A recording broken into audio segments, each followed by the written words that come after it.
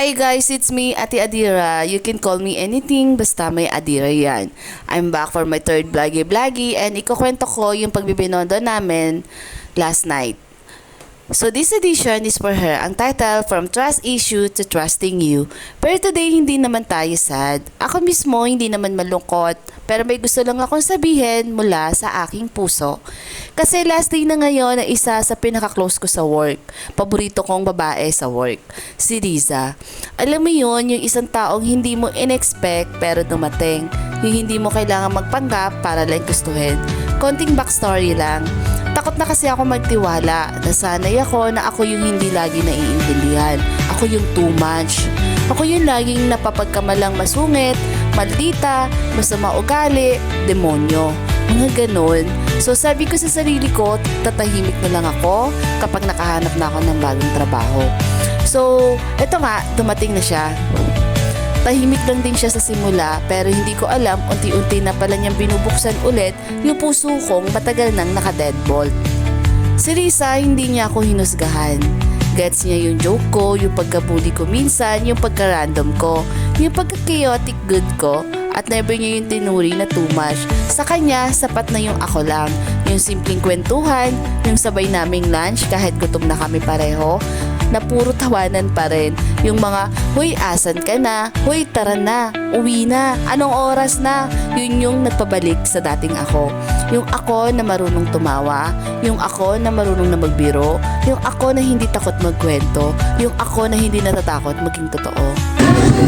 I love it. Wala silang pamili. Ako lang yung bumili.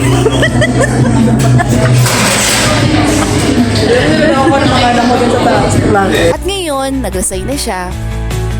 Hindi siya masakit pero ang bigat. Hindi siya malungkot pero parang may kulang. Pero higit sa lahat, masaya ako para sa kanya. Isa-isa nang natutupad yung mga pangarap niya. At kahit hindi na tayo everyday magkakausap, magkakasama, ang sarap sa pakiramdam na naging parte ako ng journey mo kahit sandali lang. You know, Riza, regalo ka ni Lord sa akin. Sa panahon, akala ko wala nang taong papasok na totoo sa buhay ko, bigla kang dumating. Kaya salamat Dahil sa'yo, natuto ulit ako magtiwala. Narealize ko na may mga taong tulad mo, tulad ko, chaotic, maingay, totoo, pero may pusong sincere. Totoo lang, mamimiss kita. Mamimiss ko yung bonding natin. Pero promise ko sa'yo, hindi naman to goodbye. This is just the start ng success mo at ng healing ko. Kaya go lang, lumipad ka pa, umakyat ka pa, at pag nandun ka na sa tuktok, huwag mo akong kalimutan na, lalo na pag umutang na ako. Love you. Hindi ko naman palaging sinasabi, pero ang impact ko sa akin ay super solid. Life lesson from our friendship.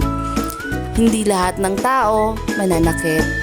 Minsan, may isang darating para buuin ulit yung sinira ng iba. Akala ko sira na ako. Hindi pala. Napagod lang ako magmahal sa maling tao. Pero thank you, Riza. Dahil sa'yo, natutunan kong mahalin ulit yung sarili kong iniwan ko. Sometimes, healing doesn't come from solitude. It comes from that one loud, kind, annoying soul who reminds you na masarap pa rin mabuhay. May mga taong hindi mo kailangan pakiusapan para mahalin ka. Basta ikaw, sapat. Ang tunay na kaibigan hindi laging present. Pero kahit wala na sa tabi mo, dala mo pa rin yung lakas na iniwan nila. I know this isn't goodbye. This is me saying, salamat kasi bumalik yung dating ako dahil sa'yo. Riza, ingat ka dyan. Usap na lang tayo sa Viber. And ako na lang bahala mag-report sa'yo kung ano yung nangyayari sa trabaho natin. I'm super proud and happy for you. Tuloy mo lang yan. Sana mapadalhan mo ako ng blue eyes. At kahit lumipad ka pa ng mas mataas, dito lang ako, will always cheer for you. Huwag mo lang talaga akong kakalimutan at sana mag-reply ka kapag mangungutang ako. Gcash lang or bank transfer, sige na please. Tapos, dito sa kinainan namin sa Chinese restaurant, grabe, sobrang solid. Ang mura pa. Super quality yung mga food. Marami pa sana akong gusto i-try kaso busog na ako.